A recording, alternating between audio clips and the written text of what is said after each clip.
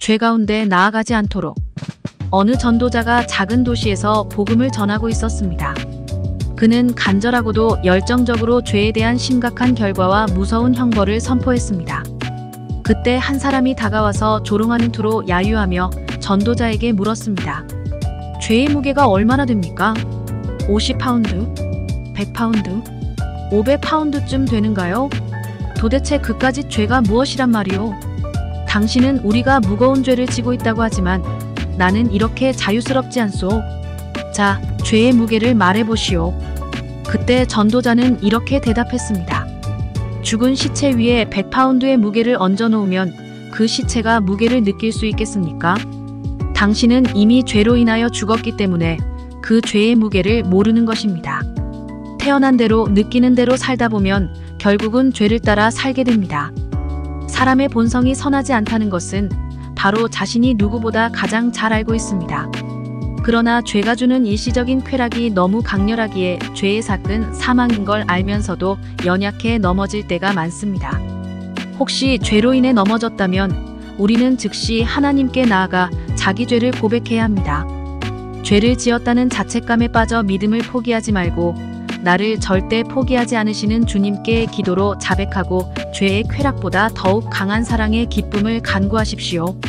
그리고 죄를 지었을 때 즉시 회개하고 다시는 죄를 따라가지 않는 믿음에 대해 묵상해 보겠습니다. 오늘의 말씀 창세기 13장 10절 찬송가 264장 380장. 이에 롯이 눈을 들어 요단 지역을 바라본즉 소알까지 온 땅에 물이 넉넉하니 여호와께서 소돔과 고모라를 멸하시기 전이었으므로 여호와의 동산 같고 애굽 땅과 같았더라. 이 세상에는 죄와 악을 바라보는 여러 가지 시선들이 있습니다. 어떤 사람들은 인간은 선하게 태어나지만 점점 세상에 물들어가면서 악해진다고 생각합니다. 또 어떤 사람들은 인간은 악하게 태어나지만 교육을 통해 점점 더 선하고 바른 삶을 살아가게 된다고 생각합니다. 만약 사람이 자신의 본성대로 산다면 결국 죄 가운데로 나아갈 것입니다. 이 세상에 법이 없다고 가정한다면 세상은 폭력과 부패로 가득할 것입니다. 아마도 더 강한 개체가 살아남는 동물들의 모습과 다를 바가 없을 것입니다.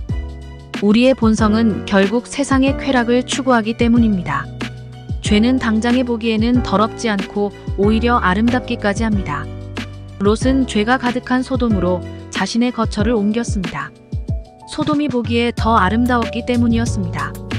죄가 가진 아름다움에 눈이 멀면 죄에서 떠나지 못합니다. 죄를 보고 분별할 수 있는 믿음이 있어야 합니다.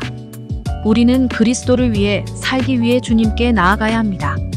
주님을 위해 살아가려고 노력하는 사람에게 주님께서 함께 하시며 능력을 더하실 것입니다. 혹시라도 찾아오는 고난도 기쁨으로 이겨내십시오. 하나님께서 지금의 고난과는 비교할 수도 없는 영광을 주실 것입니다. 우리는 연약한 사람이기 때문에 다시 죄의 유혹에 빠질 수도 있습니다. 하지만 죄의 자리라고 생각할 때 즉시 일어나 죄에서 벗어나야 합니다. 주님은 우리가 죄에서 허덕이지 않도록 늘 지켜주시고 인도하실 것입니다. 죄 가운데 나아가지 않도록 늘 깨어 기도하시길 바랍니다. 오늘의 기도. 주님, 죄를 따라가지 않고 하나님만 따르게 하옵소서. 죄를 분별하게 하시고 죄의 자리에 있을 때 속히 건져 주시옵소서. 예수님의 이름으로 기도합니다. 아멘.